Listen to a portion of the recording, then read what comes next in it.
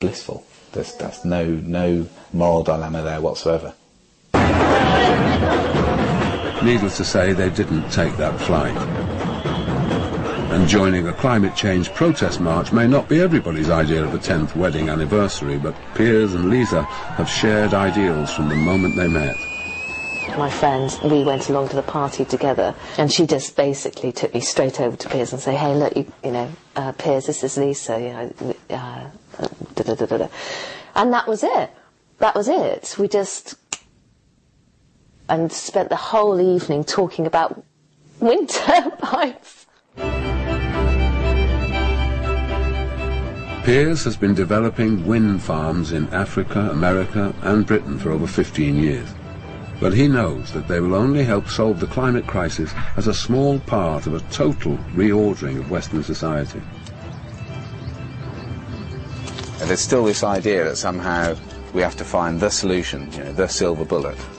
No single renewable source is going to be the solution, absolutely not.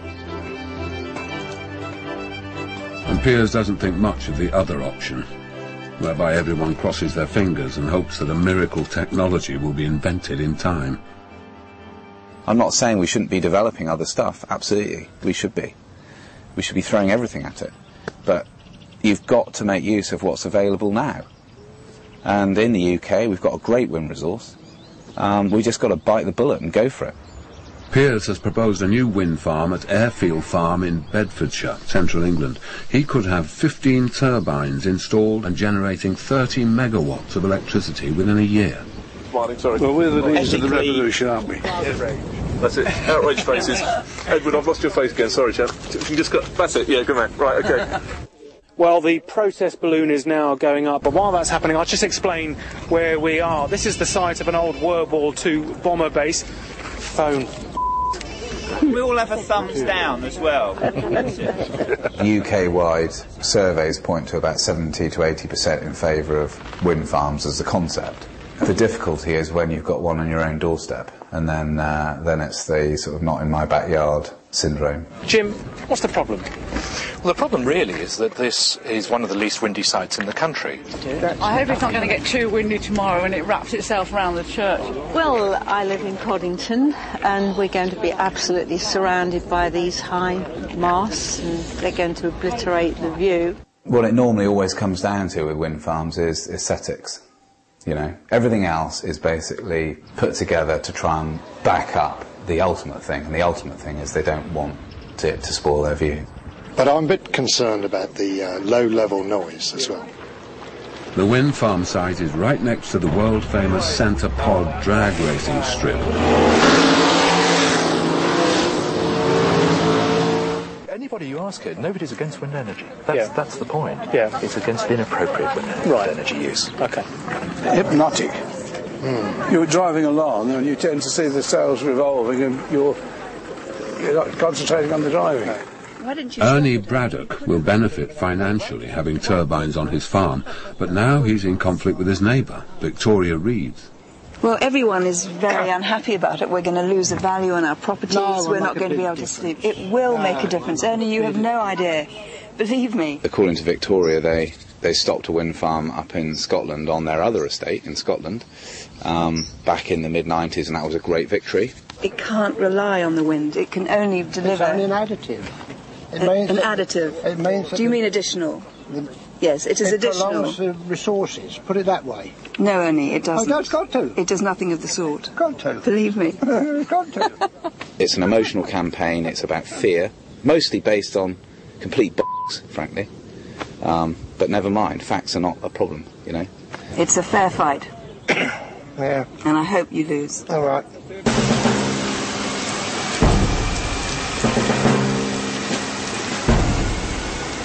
This is August 2005, just after Mumbai's worst ever floods, and a couple of months before Jay's first flight.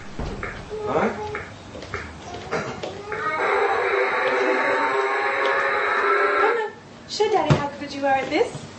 Show Daddy how fast you can go. Come on. Press. Oh. No, I'm not pushing, it's battery operated. So I can't see an issue there. Secondly, See you, Grandpa. And, Jay is descended from one of India's richest and most powerful business dynasties. They've pioneered everything from shipbuilding in the 18th century to internet services in the 21st.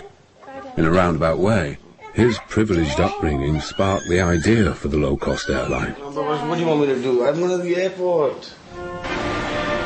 Throughout basically my life, from a young age, I mean, I used to hang out with basically in terms of, the servants' kids, and that sort of stuff.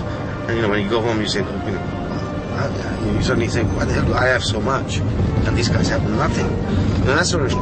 And that constantly ate me up. Everyone is here for a purpose. The idea is to realize what your higher purpose is and then understand how you're going to fulfill it. And eventually I realized what my higher purpose was. It was to ensure that I eradicated poverty.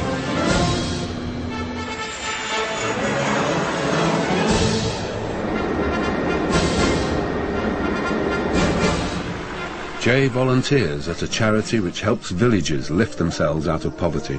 But even by private jet and jeep, it's a 5-hour, 900-kilometer journey. Hiring a private jet basically in terms of cost as much as a village does, to take a village from below the poverty and put it above the poverty. So effectively in terms of it defeats the purpose. And therefore I decided to try the trains. From Bombay it takes about 26 hours. I said to myself, wow, this is just incredible. People pay good money and still have to basically put up with this rubbish. 15 million people travel by train in India every single day. Jay's dream is to get them all off the trains and into the skies. We're not at war at the moment. It's not a war. But if people actually recognise the full implications of what's in store for us, they would be treating it like a war.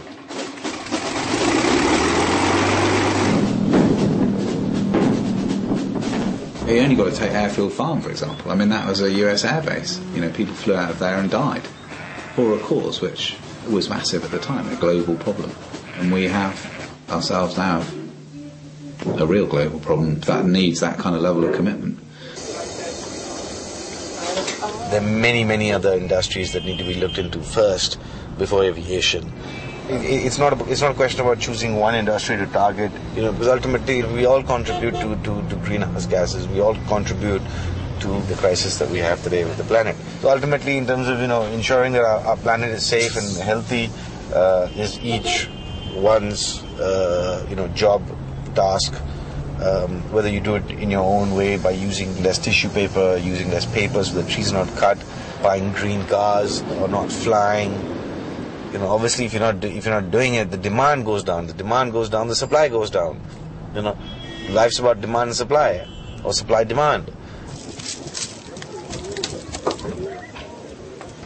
We don't catch a lot of fish anymore, so I decided to join into another business, that's diesel business, to make quick cash for my college.